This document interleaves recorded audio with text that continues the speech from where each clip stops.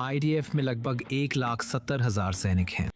करीब 5% सैनिक अकेले सैनिक होते हैं, यानी ऐसे युवा पुरुष और महिलाएं जो विदेश से इजराइल आकर आईडीएफ में सेवा करते हैं। तो मैं असल में बॉस्टन मैसाचुसेट्स से हूँ। आप जानते हैं ये एक रात में नहीं हुआ, ये मेरे परिवार के जरिए भी इजराइल से मेरा गहरा संबंध था।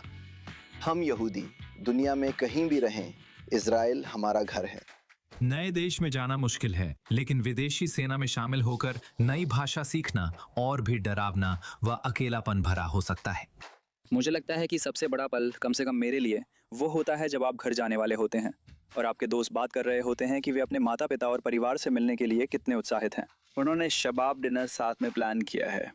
मुझे पता है कि मैं खाली घर लौटूंगा जहां मेरे परिवार में से कोई मेरा इंतजार नहीं कर रहा होगा। लेवी 2019 में आईडीएफ में शामिल हुए।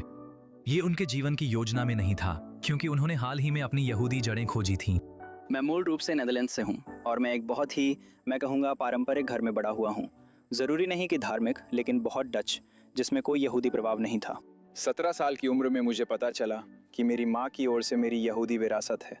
जो परिवार का राज था, युद्ध के दौरान ये बात खो गई थी और युद्ध के बाद मेरी परदादी ने कभी नहीं बताया कि वह यहूदी थी। फिर हमें पता चला और यात्रा शुरू हुई। सेना सेवा के दौरान और बाद में विदेशी सैनिकों को इजरायली जीवन में घुलने में कई चुनौतियां आती हैं।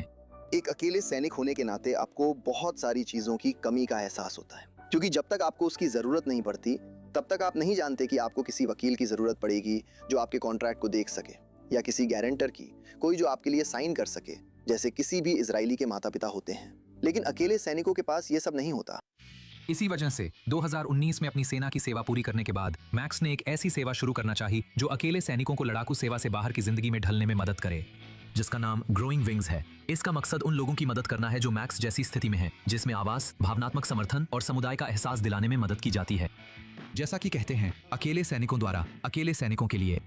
तो जो हमने यहाँ बनाया है वो एक तरह का केंद्र है जहाँ अकेले सैनिक हमसे संपर्क कर सकते हैं और हमें बता सकते हैं कि उनकी समस्या क्या है, उन्हें किस चीज में परेशानी हो रही है। हम आपको समस्या हल करने वाले संगठन या व्यक्ति से जोड़ेंगे और बाद में संपर्क कर सुनिश्चित करेंगे कि आपको जरूरी मदद मिली।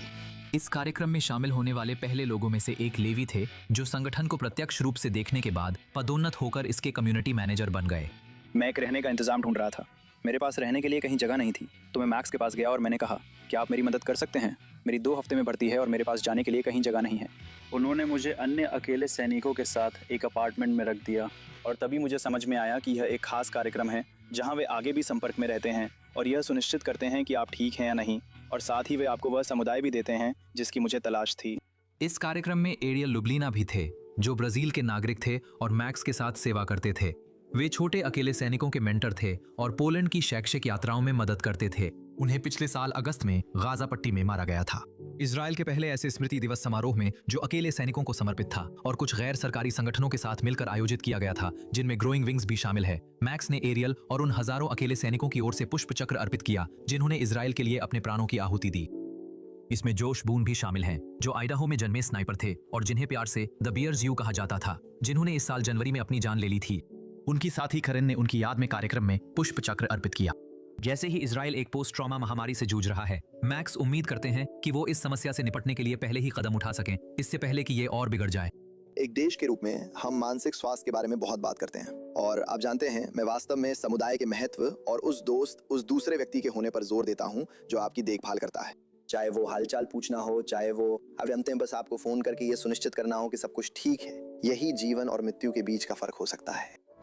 यहाँ समुदाय मुख्य है। हर साल हजारों विदेशी आईडीएफ में भर्ती होते हैं, जिसे खुद अनुभव किए बिना समझना मुश्किल है। ग्रोइंग विंग्स चाहता है कि सभी के अनोखे अनुभव उनकी सामूहिक ताकत बने। लोन सोल्जर का मतलब है अकेले होना। इससे बाहर निकलने का तरीका समुदाय है। ये पहल समुदाय के भीतर से शुरू हुई है और सशक्तिकरण भी वहीं से है, क्योंकि यहाँ सब बराबरी के स्तर पर हैं। आप जानते हैं मैं आपकी मदद करने के लिए यहाँ हूँ, क्योंकि जब मुझे मदद की जरूरत थी तो कोई मेरी मदद करने के लिए वहाँ था।